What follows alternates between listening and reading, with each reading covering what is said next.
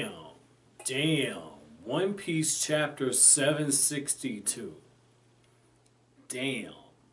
I got newfound respect for Law, man. Law is now a character who interests me. Law is now a character who interests me greatly. The fact that he had went through so much. Oh my God. The fact that he went through as much as he did, it explains why he's called the Surgeon of Death. Like, don't get me wrong. Don't get me wrong. I know because of his devil fruit ability that, because he chops everything up and because of his nature. But I also see the symbolism behind him becoming a doctor and the fact that people died for him to even reach the point where he's at now.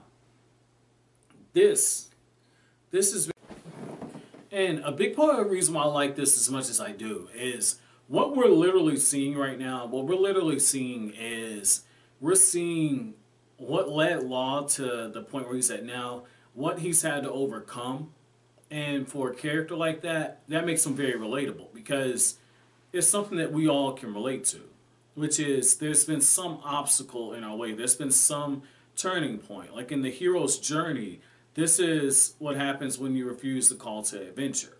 And in the case of Law, don't get me wrong, in the case of Law, it wasn't so much as he refused the call to adventure, so much as Law knew what was coming. In the back of his mind, he knew what was coming. And I guarantee you there was another option there, another option that he didn't take. And I like how one of the things you see is like, this is that turning point. This is that moment where he either goes down the path of the hero's journey or he goes on the path, or this is going to be the moment where Law goes down the path of what is called the path of the tyrant. And so this is going to be so interesting to see how Law kind of develops. And what I like is like for a very brief period in the very beginning of the chapter, you see how Law had been there, I believe, for an entire week, and he still hadn't lost his edge. And yet at the same time, he's been so broken. He's lost so much. His parents were murdered. The kids that he was told to flee with were all killed in cold blood.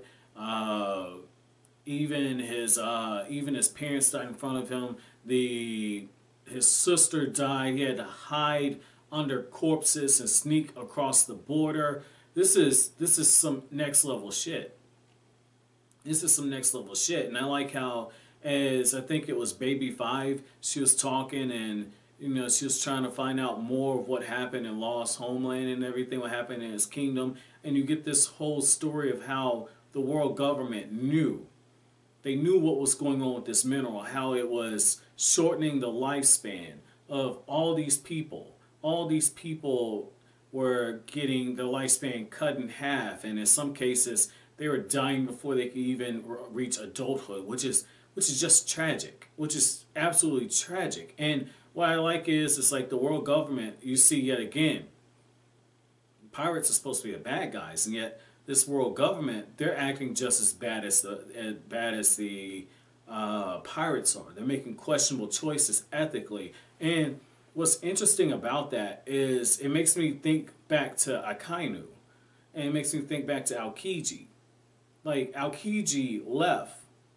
He left the world government, and he's operating in that gray area. I think something happened to where Aokiji's eyes have been opened as well. And Aokiji has known this. He knew what happened in Nico Robin's homeland, so he knows that the world government isn't everything. And stuff like this revelation here, it makes me wonder if you could have put up with all of that. Just what did you see that makes you leave such a position of power as being the admiral? I guess maybe not being able to take over the Marines, not being able to take over the Navy. I guess that is probably what pushed him because he lost Akainu. I'm guessing that's what it is. But you could have been in a position to stop stuff like this. You could have been in a position, if not stop it, then intervene. And so that's interesting. That interests me a lot. But the other thing that kind of gets me is how you see the other side of it. Everybody sees all the glitz and glam and everything. Everybody sees it when somebody makes it, but they don't see that everything that glitters isn't gold, and Oda is showing you that. He's showing you that, and that's what makes this chapter so beautiful. On one hand, the glitter for Law is alive, but he's suffering. He has to live with those memories. And if I'm not mistaken, I believe Law even said, I think it might have been when they were getting Luffy to Amazon Lily. It might have been then, or not from Amazon Lily. I know after Marineford, when Law saves him, if I'm not mistaken, Law said something about not being able to save somebody. So the fact that it's his sister, I can't imagine that pain. I can't imagine that pain of losing a loved one and being so close and being so helpless. I can't imagine that pain that he went through, man. I really can't. And, don't get me wrong, like in a shonen, having a tragic backstory it's almost mandatory. It's almost mandatory. And yet, in this, it doesn't feel forced. It doesn't feel forced. It fits within the confines of the One Piece story. And so now it's gotten to the point where I was very much interested in seeing how Doflamingo reacted and how Doflamingo will react when it gets out that Law tried to assault his brother. If I'm not mistaken, he actually stabbed him. And we know that Doflamingo's brother died at some point. And we know that Law and Doflamingo, not Law and Doflamingo, Law and Corazon, the brother Doflamingo, were very close. It's going to be interesting to see where this goes. It's going to be very interesting to see where it goes. And I just want to, again, I went from being interested to see Doflamingo's fall to now wanting to see how Law falls. Because I'm getting the same vibes that I got during the Turn Back the Pendulum arc in Bleach.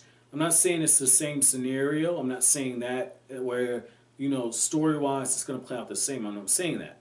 I'm saying like the emotions I'm getting, the vibes I'm getting, is that this is going to be a monumental chapter for a character who is very interesting. And so I want to ask this for a chapter question because, you guys have the benefit of having read One Piece or watched the anime or whatever while everything was, still in the upswing. With me, I got into it really, really late. For those of you who've been following me since, 2015, you know that. I've gotten into it really late and I'm taking my time catching up on the series because I want to savor everything and I want to mull over what we're going over. That way, when I start making One Piece content, I can start doing like how I do the Naruto content where, you can tell I know what the hell I'm talking about. And so what I want to ask you guys is, where was Law's popularity at this point? Was it like kind of where Kisuke Urahara was when they did the Turn Back the Pendulum, where he was popular, but he wasn't like main character popular, but he was still really, really popular enough to warrant something like this. Where did Law rank in the popularity at this point? Let me know down in the comment section below. But as always, guys, if you like anything I had to say, don't forget to comment, rate, subscribe, share. Thank you so much for watching all the way to the end. Have an awesome day, guys.